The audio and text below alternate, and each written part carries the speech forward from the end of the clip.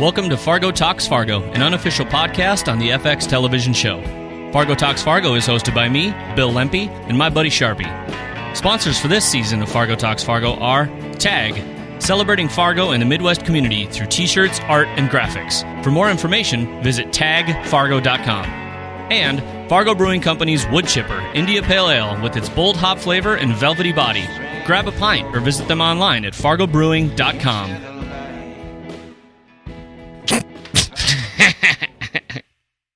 Here we are laughing.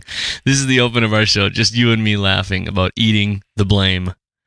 So, Charpie, turns out all sorts of things we thought about last week, we heard all about them, like, right away.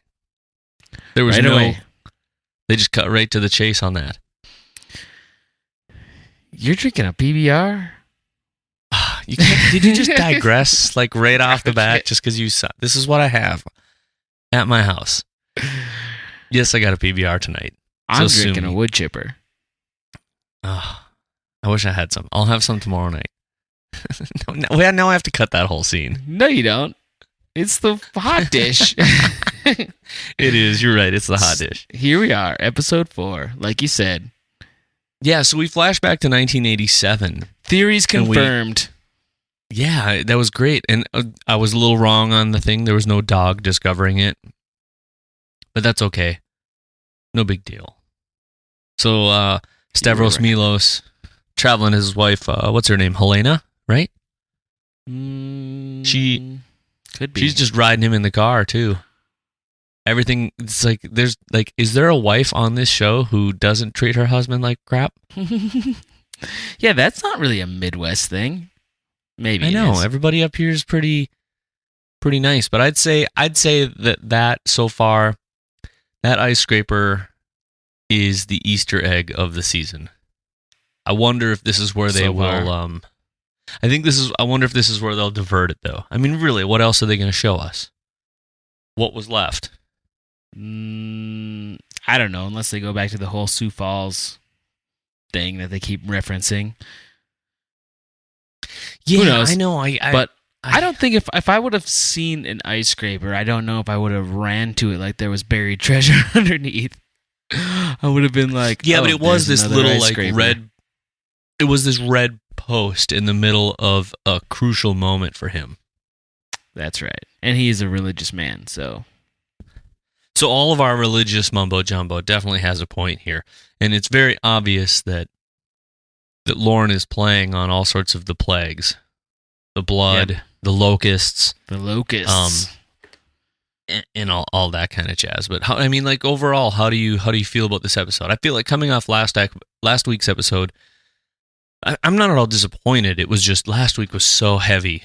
Last week was super heavy. I knew last week's episode was the shit once I saw it. I was like, I mean, immediately was my favorite episode, and I knew that it had a lot of gusto coming along with it. It was awesome from start to end, and not like this wasn't, but it's hard to like sustain that kind of heaviness that episode 3 brought with it, and symbolism and story ties with the movie. I don't know. It was episode 3 was awesome. I did really like this episode. The religious connotations or religious symbolism is coming back. I really liked, or not coming back, but staying with us. I really liked how when Gus is talking to Lorne in the police station as Lorne's exiting, right before he goes with the the predator riddle, as Gus called it, they're shot through the glass. Do you remember that scene? They're shot through like a window pane, and it looks like Lawrence on the left and Gus is on the right, and it's like a stained glass piece of artwork. Yeah, it's a little silhouetted. Yeah, that was cool. There was a lot of cool stuff, and I think I'll catch that on my second list, like flip through.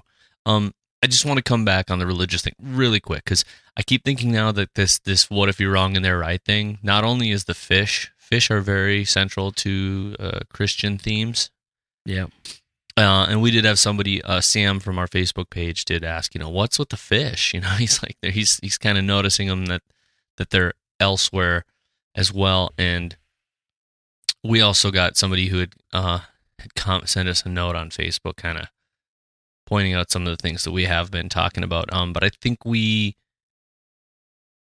think tonight, I'd mentioned some stuff about Lester and Gus being both weak-willed and having some issues. But I think this week, again, we have like a really serious revisiting of the fact that both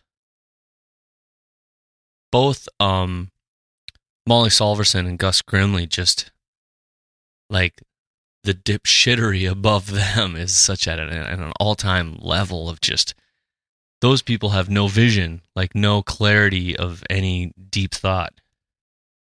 And it's interesting to me that that's the point that's like slowing everything down about this case. Like, can you imagine if somebody wasn't above those two and they were just able to run with it? They would just crack it wide open. But I think they're... that's what makes it a television show. Is like, now we're getting behind those two characters, and there's this obvious resistance that seems so futile, and we're all just like so frustrated, and we're just like shaking, like, come on, it's obvious. That's what makes it a television show. That's why, because now we are in that grip, and we know more than they know, and so that's what's keeping the show. That's what's keeping us on the show's side, is because of that little struggle that we're all having. Yeah. So we got a little more God coming in here. We've also got a little bit of a conflict between Mr. Numbers and Mr. Wrench as well. They have a bit of a heated discussion, and I think it's interesting. It's not. I gotta say it's interesting, but it's very pointed that they have all of a sudden decided to give us subtitles to the signing. Yeah. So now I also don't trust what they said. Right. Now we still have to get the interpreter back in, even though they've given us the subtitles. Somebody's got to get on that again. But even the dialogue that they did, I think when they put it in subtitles like that, they're not going to lead us astray. It's not like subtitles are there as a, but either way, it was interesting that those two have their own battle. Obviously, one of them wants to just screw it, just let's put somebody back in the ice, and we've got enough of a case to pin it on him. You know what I mean? Yep. Like, he wants to close the case so badly in the same way that, in such a mistakable way, like not directly related to Lauren, the same way Molly's boss just doesn't want to see things. But yeah, the deaf guy he's like, he needs to say it. It seems like he's got like some sort of small amount of a code of conduct that he needs to follow. Yep. He needs to know that the guy did it. You can beat it out of him. But the hitman has a code. The hitman's got a code. So I liked seeing Lester also travel through some of the paths of Lauren's other victims. So he's in the trunk, he's running through the woods, and then he's traveling the path through the Mr. Wrench and Mr. Whatever by being dragged over the ice and just about put into the lake. He's like going through the paths of all these old victims that are somehow connected to him. I wonder what it was about that. I wonder what it is about that, because he has that point where he runs and it's almost as if he says, oh God, turn around and get back to somewhere safe. You can't just be out here by yourself. You'll die. Making a trail. Why did he stop and turn? Yeah, he's making a trail. Why did he stop and turn back? And I don't understand because why he saw a deer. That was Lauren Melville. He calls Chaz up, and Chaz is up there, watching some sexy videos. Remind me not to touch Chaz's phone. So, I mean, are there any other like big striking things? I mean, I think there's a few things I want to talk about, but we'll save it for the rundown tomorrow. Yeah, I do. Yeah, I'll point out one little thing that I don't think means anything. Do you know what else only sees in shades of green? Spiders. Yeah. They see an ultraviolet and green. That's it. So, yep. I still think it's, because you can still have this predator-prey concept along with spiders, because I feel like Lauren's still twisting a web. Weaving a web. Like he has like we'll talk about it tomorrow, I know. But I mean, he just has no concern about being caught. And it's almost as if he was waiting for that to happen. Which I can't figure that out. I got to think about it. Do you think this is actually just a big what? It's just we're just unraveling Charlotte's web. This is the actual story. It's going to just all of a sudden lead into a farm in the Midwest, and we're going to actually be watching Charlotte's web. Do you think that was why there was that thing in the bar that said swine line? Yep. I don't know. I think there's so many things there. I think this is this would be a tough episode to come out the other end of too, coming out of episode 3, because my understanding too has been that 2 episodes, each episode back to back. So 1 and 2 had the same director, and I should double check this, but 3 and 4 had the same director, and so it's almost like they've got this kind of like ebb and flow, like up and down. Like 1 was just like whoop, like they're just taking you on these waves. Mm-hmm. So now we're about as far as most critics are that received like the 4 episodes in advance. So we're kind of leveling the playing field now, and production should be just wrapping up for the show, and everything's going to be fresh for everybody. This is going to be an interesting season. We're halfway through almost.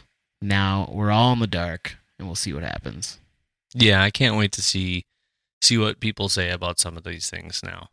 Because, I know they're still doing a little... I mean, they're still in post-production, I guarantee that. But, I mean, as of the Paley Center thing, they had wrapped all principal shooting. So, oh, yeah, that's right. But I knew they were doing ADR and some other stuff. I don't know. I feel like we're missing stuff. I don't know. It's just... It's really late for us again now. It's like 1 a.m. So yeah, there's some other stuff. The mitzvah truck was in the... Yeah, you noticed that, didn't you? At the gas station where he's like, leukemia, over. Yeah, what was up with that? Well, we'll talk about it tomorrow. It's got that was keep that in mind, folks. That was outside. And okay, I will say Lauren's take on his Midwest pastor was pretty good. I don't know, that was pretty good. I knew some pastors from Baudette. I know. I loved it. I just wanted to know how he was getting all those deets checked out by somebody. Yeah, that'll be interesting. That's great. Yeah, who else knows you're at the pet store? My mom. She thinks God, I'm getting a cat. Don Chump's just a doof. So that accent of his is a little bit rough. It goes so... It's priceless. It's all around in circles. I know, it's so good, though. It's funny, that's what though. Makes... He doesn't know where he is or who he is. He's just too... he's terrible. Like, not terrible in the show. I mean, like, his character is just such a dipshit. So, well, I think that's enough we can do for tonight. We'll keep this one. That's good. I think there's we're not doing any mind-numbing, like, crazy stuff.